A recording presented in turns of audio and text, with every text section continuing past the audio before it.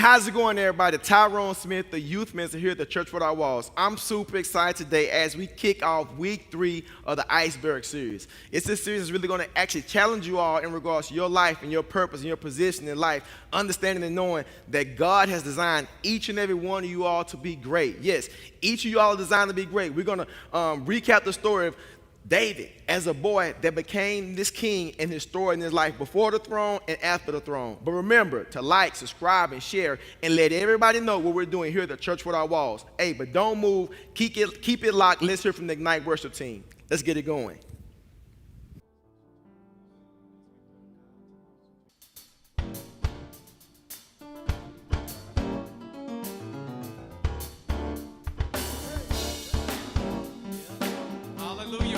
The day that the Lord has made, we shall rejoice. Everybody know He's an awesome God? Yes. Hallelujah.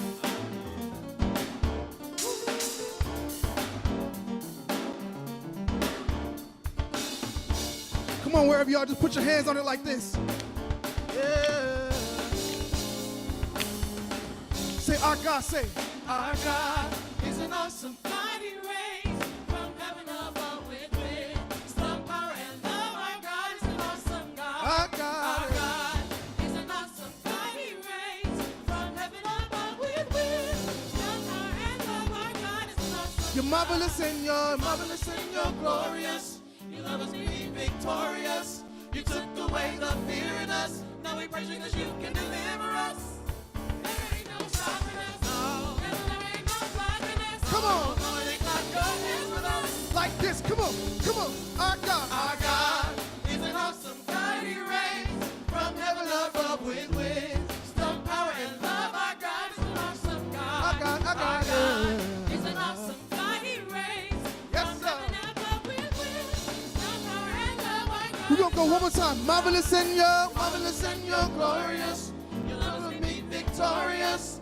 You took away the fear in us. Now we praise you because you can deliver us. There ain't no. There ain't no stopping us. No. Heaven, there ain't no blocking us. No. Nobody Clap clap your your hands with us. Like this, y'all. Our God is Our God is an awesome mighty race from heaven above with wisdom, power, and love. Our God is an awesome God.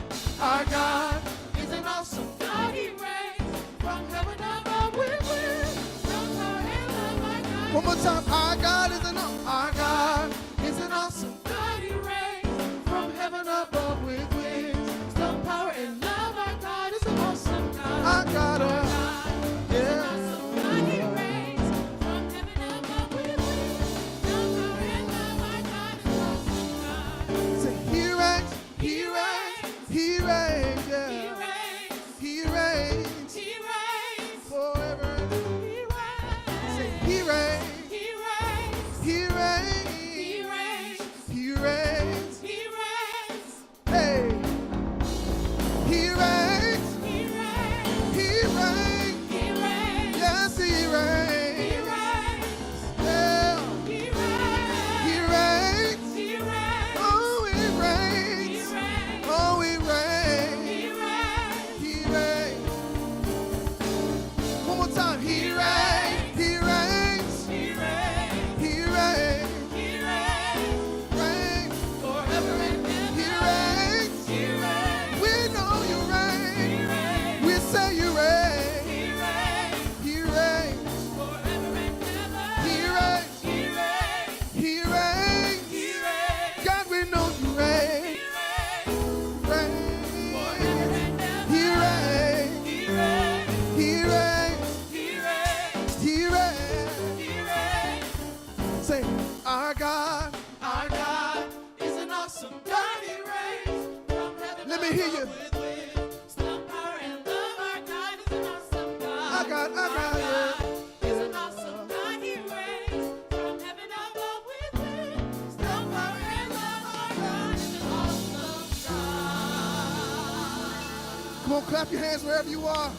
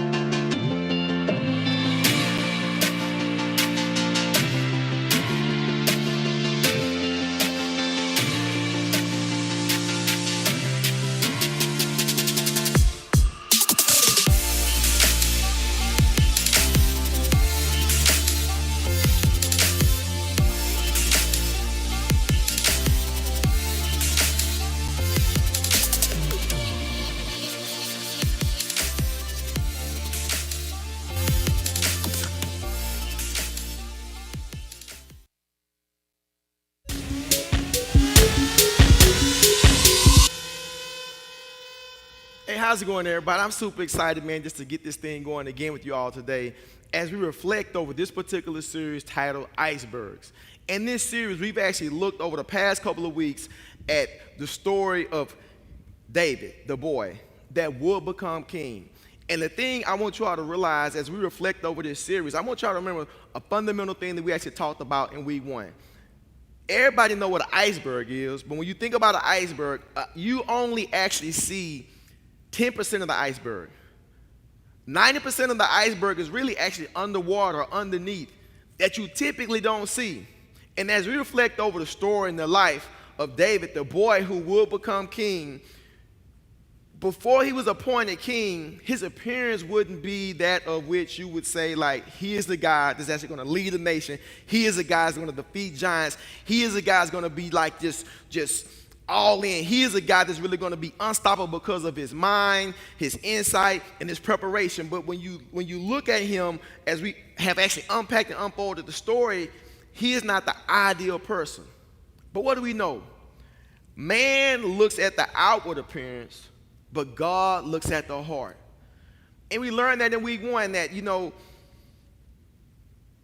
he wasn't the person that you would believe to be king when you look at him, when you look at him in regards to the eye test.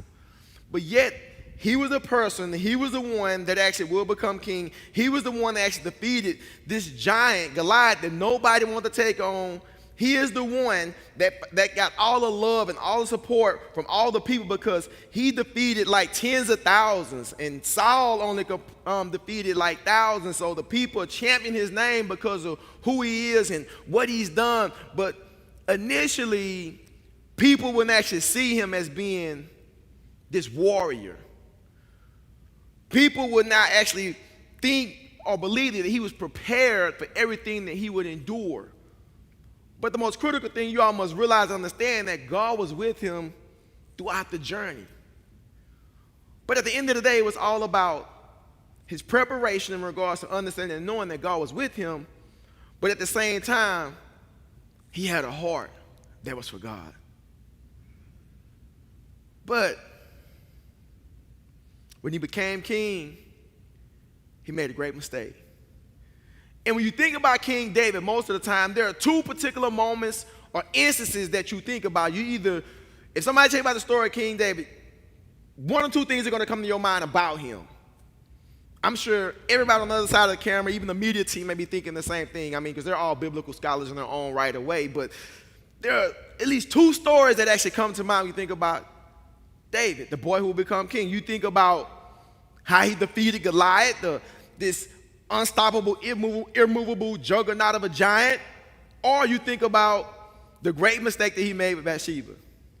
It's like, when you think about King David, one of those 2 things come to your mind. Like, just think about that for a moment, right? But what I want you all to realize and understand that in life, man, we all actually make mistakes, but the thing I want y'all to understand as well is all about the position. Think about your position. Always be in tune with your focus. But knowing that life actually have consequences based on the decisions that we make as individuals, because I've actually said it before, one thing in life that God has given us is free will, and free will is the ability to make our own choice and decisions. And there are some choice and decisions that we make that will have some dire consequences. Think about that for a moment. Because we've all made mistakes. I've even made mistakes as well. Yes, I have. I remember one time, I got to be honest with you. I wanted something from the store, right? My favorite chips were Cheetos. I mean, I love some Cheetos. I love Little David oatmeal cream pies. And I love, like, some grape soda. Like, I had this serious infatuation. Like, I had this serious, like love for Little David oatmeal cream pies, Aaron, like, for real, and grape soda, and Cheetos. Like, those are my snacks right there. Little David oatmeal cream pies, grape soda, and some Cheetos. And I remember one day, I would get a weekly allowance every Friday. When my dad got paid, he would give my brothers and I an allowance. All right, cool, right? And so this was like maybe not necessarily a week, maybe like about 5 to 6 days after I'd already received my allowance, like the week before. And my friends and I were actually about to go to the store, and I didn't have any more money. Like, I'd already spent my allowance. You know what I'm saying? I already, like, blew my allowance. My friends were about to go to the store, and I wanted to go to the store, and I had this craving. I had, like, this serious craving. You know, like that, I don't know what your go-to snacks are, but I had, like, a craving for, like, some Little David oatmeal cream pies, like some some grape crushed soda, and I had a taste for some Cheetos, like not the fake Cheetos. I need the actual Frito-Lay. I need some Cheetos, like straight up real Cheetos. And I had like a craving for the Little David oatmeal cream pies, the grape soda, and the Cheetos, but I had no money. Stick with me. And I went to the house. I was going to ask my mom for some money if she can kind of, shoot me like a couple of dollars, before the big allowance. I'm going to be getting them the next day or so. And so I went into the house, and my mom was like, sleep. And my mom was asleep, and I was like, man, and I don't know about you guys, but when my mom was taking a nap, you don't wake mom up when she's taking a nap. Because my mom had like 2, sometimes 3 jobs. It's like when my mom taking a nap, you do not wake her up. It was just like, man, it's like, but I had this serious craving. I like wanted my snacks. And she's taking a nap, and and then I saw her purse, and I saw her wallet inside her purse, and I saw like a $5 bill like sticking out of her wallet. And so I was just like, man, like mom is asleep. I don't want to wake her up, but I know she may give me the money, but I'm not sure if she's going to give me the money if I ask for the money, but I don't want to wake her up. And I saw her purse, and I was just like, man, and the struggle started. I was tempted. Have you ever been there before where you wanted something like so bad, and you want it, but yet at the same time you're like tempted, and it's not the right thing to do, but yet you're tempted? If you can feel me, like raise your hand. I'm like, raise your hand. Mom is asleep. Mom is taking a nap. Purse is right there. I'm like, okay, cool. I get my allowance tomorrow. Like, I'm trying to contemplate what should I do. I'm like, man, I can actually maybe like go and get that 5. And I get my allowance, put the 5 back in her purse before she even realized the $5 gone. But I'm up here contemplating like what I should actually do. But at the end of the day, I'm like just so wrong in my thinking. I said, man, she's asleep, man. She's tired. I don't want to wake her up, but let me go get the 5. So I went and got the $5. Went to the store, got my Little oatmeal cream pies, got my grape soda, got my Cheetos. I'm good. And so I'm headed back to the house. I get to the house. My mom, she's up. Uh-oh. And my mom had this look, there was this look about my mother, like Jetty Catherine Smith, that she would give you when you did something out of line or that was wrong or that was sinful, so to speak, based on what we're talking about today. And so my mom asked me, she was like, Tyrone, have you been in my purse? I was like, what do you mean been in your purse? Like, did you get some money out of my purse? I was like, I saw your purse. She was like, no, question was, did you go into my purse? Have you been in my purse? Did you go into my purse? Tyrone Anthony. I'm like, ooh, she said my middle name, so it's really serious at this moment. But I already knew in my mind and in my heart that I did something wrong, but yet I wasn't open or at a place and space that I would actually admit to what I had actually done. And so here it is. I'm just trying to navigate. You sure did you ask my brothers? Did you ask Harold Jr.? Did you ask Deshaun the same question you asking me, Mom? Because I know I saw them here perusing and walking around you when you was taking a nap. I'm trying to deflect. I'm trying to digress away from what she's trying to ask me. The truth of the matter is that I was wrong. I made a bad decision. And I knew based on my mom and I knew based on my dad and how they handle things, there would be consequences for my actions. So I had to eventually come clean and actually admit that I actually had took the money, because she actually went to her purse, and when she woke up, she's going to send me to go to the store to pick up some things for her, and then even ask me if I wanted something for myself as well. But the thing about it is that I was wrong. I made a mistake. I was sinful. I was out of line. I wasn't right. I was wrong. Have you ever been there before? What we're going to do today, we're going to take a look at King David. And we're going to take a look at his life after he became the king. And one thing you got to realize in life is that, you know, it's all about like what's in your heart.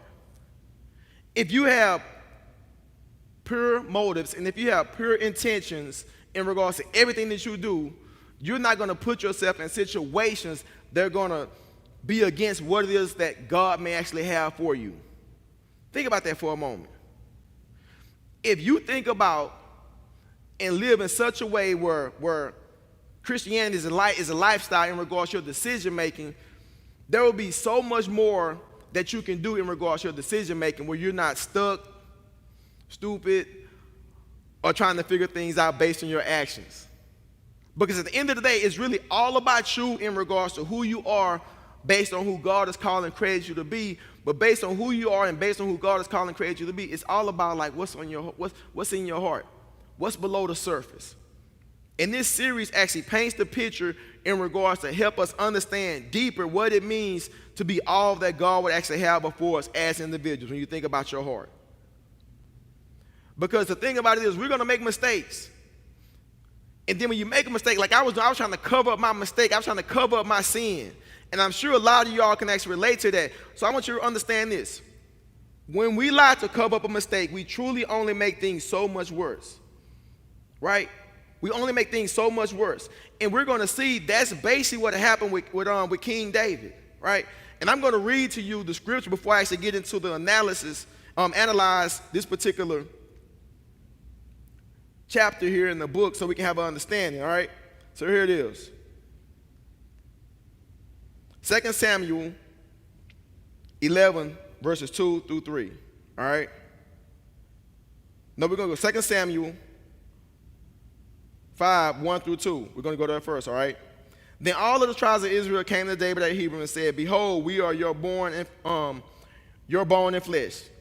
In times past, when Saul was king over us, it was you who led us out and brought in Israel. And the Lord said to you, you shall be shepherd of my people Israel, and you shall be prince over Israel." He's the king. So all the elders of Israel came to the king at Hebron, and King David made a covenant with them at Hebron before the Lord, and they anointed David king over Israel. He is the king. Here it is. David was 30 years old when he began to reign, and he reigned for 40 years. At Hebron, he reigned over Judah 7 years and 6 months. At Jerusalem, he reigned over all Israel and Judah 33 years. All right, here it is right now. In 2 Samuel 11, 2 through 3, this is after he's appointed king. This is after he's declared to be the man to pretty much like lead these nations. Because why? God was with him. But this is when the story shifted. 2 Samuel 11, 2 through 3. It happened late one afternoon when David arose from his couch and was walking on the roof of the king's house, that he saw from the roof a woman bathing, and the woman was very beautiful. And David sent and inquired about the woman. And one said, "It's not this Bathsheba, the daughter of Eliam, the wife of Uriah the Hittite?" So David sent messengers and took her. And she came to him, and they laid together, right? Then she returned to her house, and the woman conceived, and she sent and told David, "I am pregnant." All right, here it is right here. Let me just kind of paint the picture a little bit. So here it is. David is a king, and they're at war. And typically when kings are at war, they are a part of the war. But yet David, he didn't go with his troops to be in war. He would always, most of the time, pretty much all the time, be right there with his men, with his troops to actually go to battle. But for some odd reason, he was just like, you know what, man, I'm going to just kind of chill. I'm going to kind of chillax. I'm going to chill and relax for a moment. I guess because he had conquered so many people, he felt, he didn't have to go this particular time. But it's not the typical thing that most kings would actually do. And while he's at the house, while he's chilling, he sees this beautiful woman. He's just like, man, I see her. Man, she's beautiful. So he sent his boys like, man, go get a number, go get a Twitter handle, get an IG handle. Man, I need to connect with her. I need to just, see what she about. I see that she's beautiful, but I want to know a little bit more about her. But yet, I want y'all to understand and realize we're always going to be faced with situations in life that may not be the best decisions for us. But at the end of the day, it boils down to what's in your heart. You can be faced with a trial. You can be faced with a situation. You can be faced with temptation. But at the end of the day, it really boils down to what is in your heart. And like I shared with you earlier, I'm not coming before you as a perfect individual who didn't do anything in life. There are things that I have actually done that I actually just admitted to you that don't make me any better than you, but I was wrong in my actions.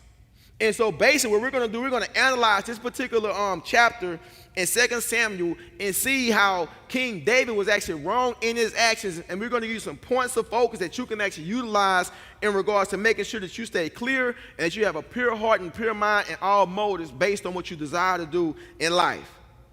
Because at the end of the day, it's really about understanding and knowing that you're given free will to make the best decisions, but when you're in that moment, will you be true to what it is that God will have for you based on what's in your heart? Because be sure of this, in regards to every decision that we make, there are going to be some serious consequences. And when we make mistakes, a lot of the times, and when we make mistakes and when we lie, some of the things we have to deal with is actually covering up those lies that we actually make. Think about that for a moment. Has there ever been a moment of time when you actually did something and you had to lie about it? And when you lied about it, you had to cover it up. And when you were trying to cover it up, the situation has got so much worse. Can you relate to that? Have you ever tried to cover a mistake with another mistake? Have you ever heard that two wrongs don't make a right? Think about that right there for a moment. Two wrongs don't make a right. But at the end of the day, what we need to realize and understand is that the crazy things are going to happen when you continue to live your life in such a way that you're trying to cover it up. When we lie to cover a mistake, we truly only make things so much worse. That's basically what happened to King David. The story of David and Bathsheba is warning us of all of this. Even those of us who consider ourselves spiritually mature ought to be guarded when you think about temptation. Big point number one right here. David did not position himself for success. King David did not position himself for success. All right? One thing that I've learned about healthy decisions in life is this right here.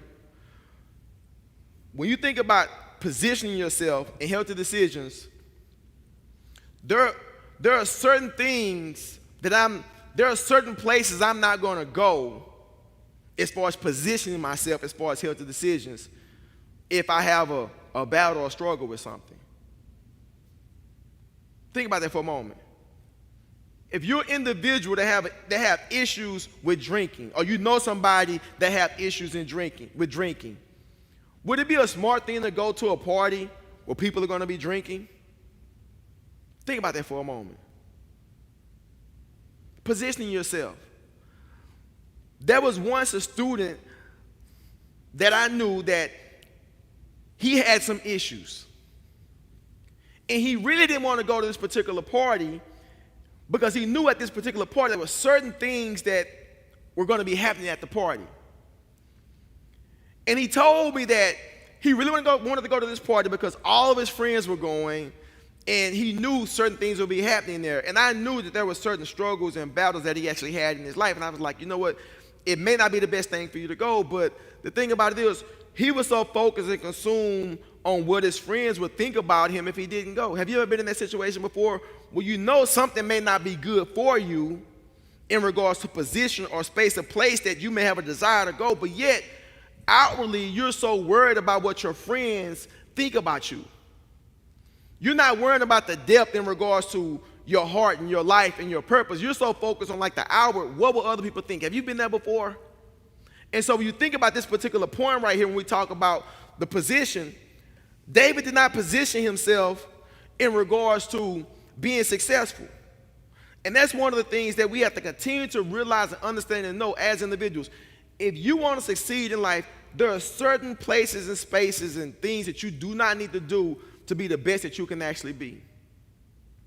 But at the end of the day, really, it's about you being open, honest, and authentic with yourself based on what's best for you in your life. And so when you reflect and look over King David, it was all about really not having boundaries. What do healthy boundaries look like for you? Can you have discipline enough to hide God's word in your heart, right? And have enough discipline to keep bad stuff out.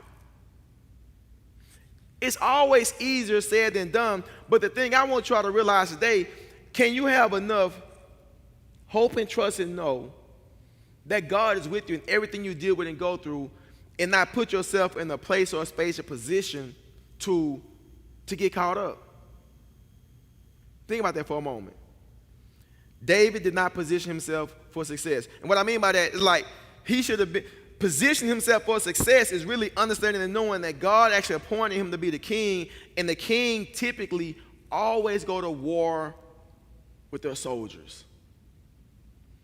Positioning himself for success is doing all of what he had already been doing before he became king, up until he was king, by positioning himself with his soldiers and going to war. But no, he want to sit back, and he's sitting back, and he's getting caught up. And so when you think about your life, are you positioning yourself to be successful? And if you're not, what is it that you need to do to position yourself to be successful? Because you have an opportunity to actually change your narrative. And as we see here with King David, although he was anointed and appointed king, he still had things he had to battle, struggle, and deal with on a daily basis. What about you? Point number 2. King David chose selfishness over wisdom. Think about that for a moment. King David chose selfishness over wisdom. At the end of the day, King David made a terrible choice. As much as you want to position yourself for success, there will be times when you will be faced with a tough decision, whether you position yourself for success or not. In those moments, you have to make choices that are rooted in wisdom and not selfishness. Think about that for a moment. One of the ways we grow in wisdom is to spend time with wise people. Think about that. Who do you hang out with? Who are the people that you actually hang out with that can actually help you in regards to how you go about living life? King David chose selfishness over wisdom. But what about the people that you actually hang with? The top 5 people that you hang with, your character traits are going to be like them. The top 5 people you hang with. And all those top 5 people, or the top 5 people that you're hanging out with in your life, are they giving you support in regards to making you a better version of yourself? Or are those top 5 people that you hang with, they're actually keeping you from being the best that you can be as an individual? I believe that for most people, the top 5 people you hang around, you tend to do a lot of what they do. But the question is, do they do healthy things? The question is, do they make you better? And the question is, do you make them better? And when you think about where we are right now in the story about David choosing selfishness over wisdom, we're able to take an analytical look over the fact that he's spiritually mature. God chose him, but yet he failed, yet he made a mistake, yet he was wrong. And so what does that mean? We all can fall. But the thing about it is, will you be in tune to make wise decisions? I said earlier, one thing I thank God for is free will, and free will is the ability to make our own choices and decisions as individuals. And the biggest thing is this: what will you choose to do? So who do you hang out with? Here it is. So who do you hang out with?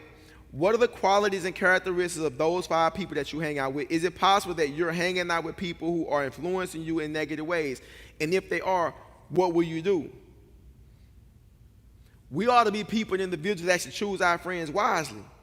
Because when you think about it, King David was friends with Uriah, who was the husband of Bathsheba. And so what did he do? He put this man on the front line so he can try to cover up his mistake and bury his mistake. And this was somebody that he knew, this is one of his top guys, but yet he's trying to cover up the lie, because why? He's in so deep. He's not making wise decisions. He's being selfish. So when you think about your life, have you ever been in so deep that you didn't know what to do? Have you been in so deep that you've been so caught up in your selfish way of thinking, that you've been so disconnected from what it is that God will have from you, that you can't open up your heart and your mind to connect with somebody that will hold you accountable, to redirect your mind, your thoughts, and your perspective based on the mistake that you've made? I've been there. But the only way you can move from that selfish space and place is to be honest with yourself, to be authentic with yourself, to be understanding and knowing that God can actually restore you based on the mistakes and sin that you've actually lived in. You don't have to stay there. But you will stay there if you remain selfish. The big thing is this. Can you get beyond your own selfishness? Can you get beyond your pride? Can you get beyond your faults and your failures? Can you get beyond the great mistakes that have hindered and hurt you in your life? And that's what we're seeing right here with King David, is that he was so focused on what it is that he wanted that he disregarded everything that God had before him in his life. He's leading a nation, but yet his selfishness and his pride is keeping him from being the best that he can be, making unwise, unhealthy decisions.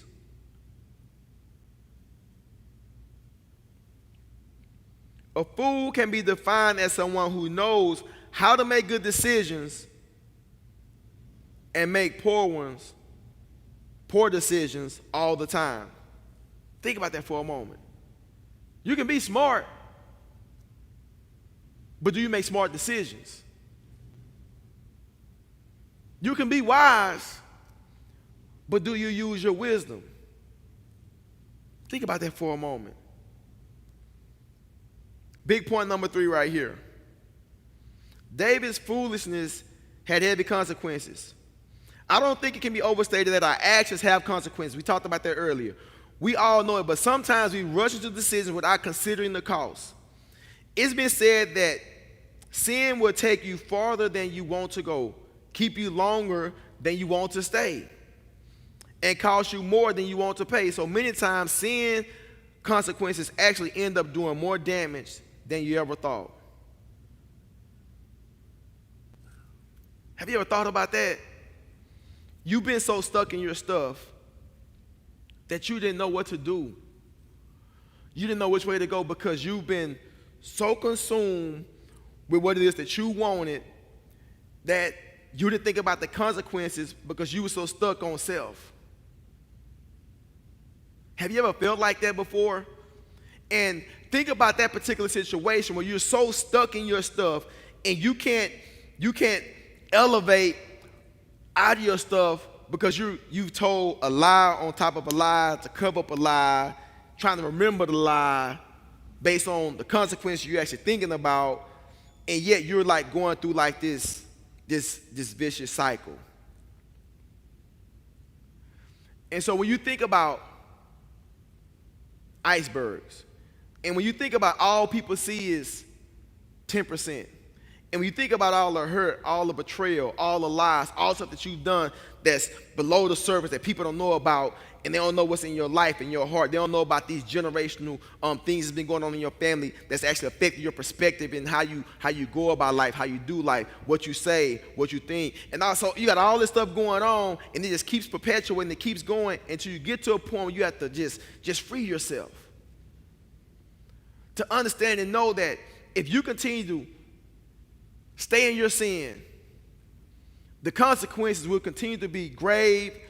The consequences will continue to be helpless. The consequences will continue to be hopeless until you make a decision to have a renewed heart, a renewed mind, and a renewed perspective. Think about that for a moment. I remember when I was in college.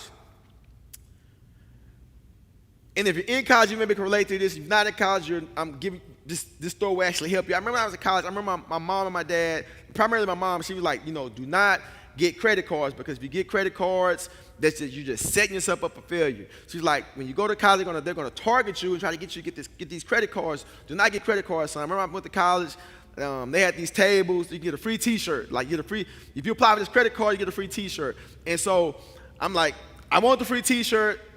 Got the credit card, spent the credit card, had a high interest rate, and then once I had my first credit card, I started getting all these notices in the mail for these credit card applications. I'm like, man, I can get these credit cards, I can get me some new shoes, maybe like once a month, I can get some jeans, I can spend it on fast food. And so, but at the same time, these credit cards had these high interest payments and everything that I was like disregarding. I'm like, man, let me just pay like $2.50 a month or something. I'm paying the bare minimum. But the thing about it is, my mom told me, she's like, Tyrone, if you get a credit card, you're going to continue to get credit cards because they're not good. There's nothing wrong with having a credit card, but they're not good for you if you don't know how to be responsible.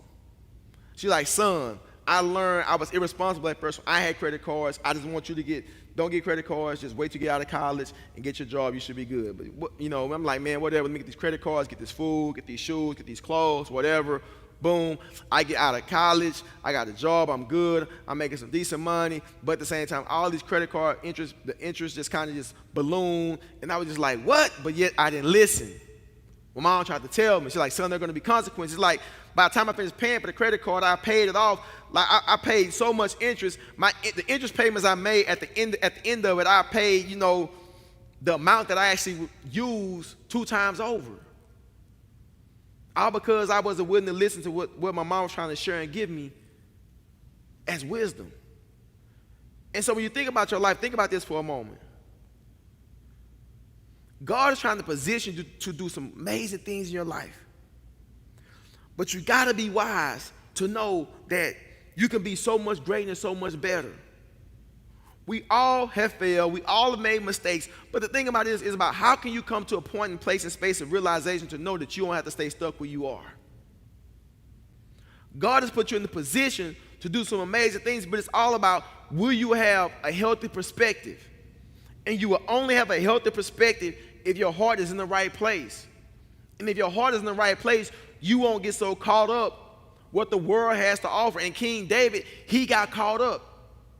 You don't have to be caught up. You don't have to get caught up. You don't have to stay there. You have an opportunity to do life so much differently and so much better because God's created you for this.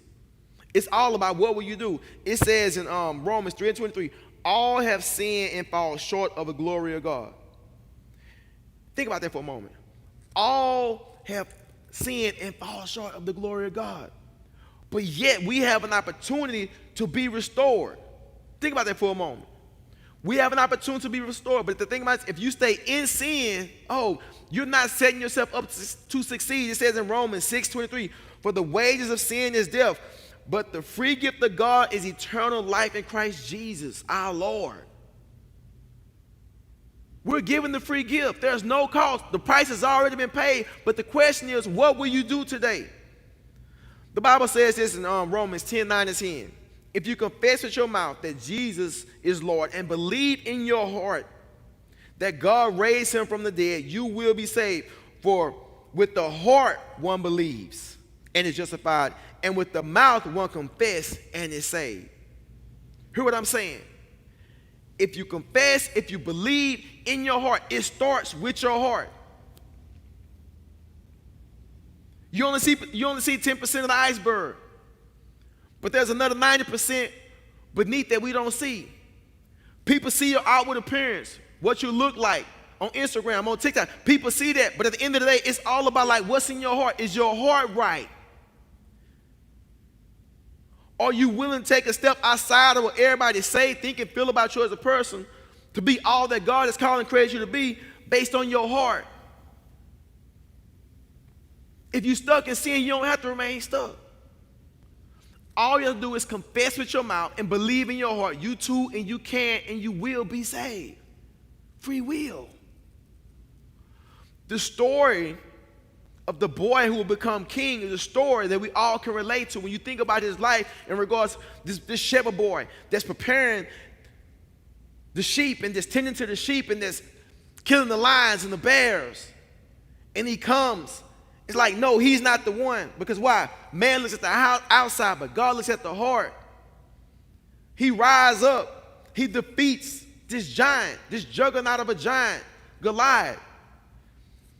He becomes the leader, the king, defeat tens of thousands. People love him, but he makes a mistake. He falls in sin, but he doesn't stay there. He's restored. He changed his perspective. He changed his heart.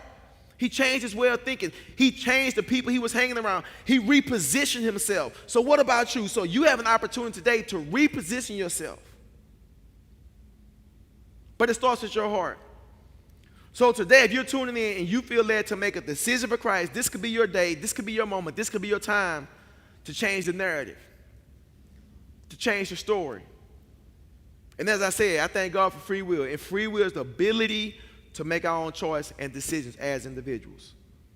So today, if you feel led to make a decision for Christ, to give your life to Christ for the very first time, this could be your day to do so. Because maybe you're sick and tired of being sick and tired. It's about you right now. Or maybe you've made a decision for Christ. You know what it means to give life to Christ. You know what it means to make the ultimate decision. But you've been disconnected. You've been disengaged from the church. You've been disengaged from being all that God has called you to be. You know better, so you should do better. Why not do better? So if that's you, you have an opportunity to rededicate and recommit your life to Christ. So I challenge you. It's about you right now. You don't have to stay stuck where you are. You can be healthy. You can be whole. It's all about repositioning yourself. So if it's to give your life to Christ or rededicate or recommit your life to Christ, we're here for you. Or maybe you've been tuning in with us for the past 19 months or so, and it's like you've been a part of this church. It's like, man, I may as well just join. If you feel led to actually join the church, know that as a church, as a family, as a ministry, as a team, we are here for you. So today, if you feel like join the church here at the Church Without Walls, we receive you, we thank you, we support you for the decision that you've actually made to join the church. So if you made a decision today to either give your life to Christ, rededicate or recommit your life to Christ, or join the church virtually, as a church, as a family, as a team, we're here for you.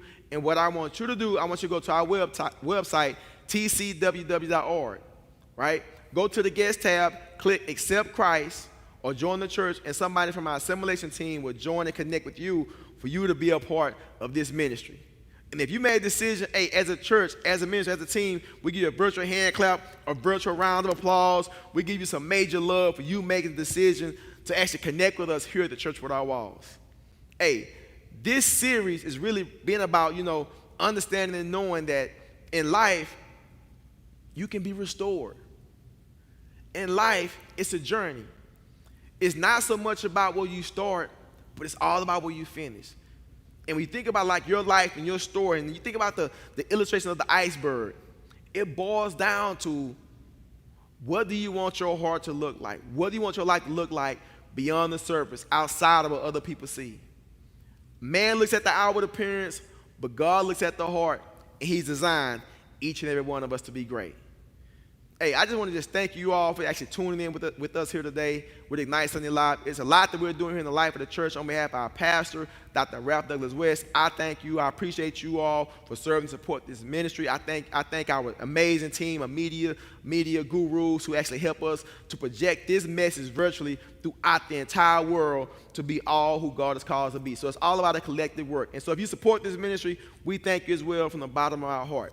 So we're about to be ready to get out of here today. So go to our website to see everything that we have going on at tcww.org. But don't leave right now. We're about to receive the benediction from our pastor, the big Aristotle, the big Belichick, Dr. Ralph Douglas West. Look this way. I want to bless you as we prepare to go into the world as salt and light. And didn't we have a marvelous worship experience today? We are so fortunate to live in an age where we have this kind of technology, where we can bring the gospel of Jesus Christ into your home. In fact, a theme we can use is bring God's house to your house. The Lord bless you and keep you. The Lord make his face smile upon you and be gracious unto you. The Lord lift the light of his countenance on you and grant you his peace. And may the Lord bless you when you go out and come in, when you rise up early and settle late, in your labor and in your leisure, in your laughter and in your tears, until that day when we shall stand at the feet of Jesus where there's no sunrise or sunset. Be encouraged.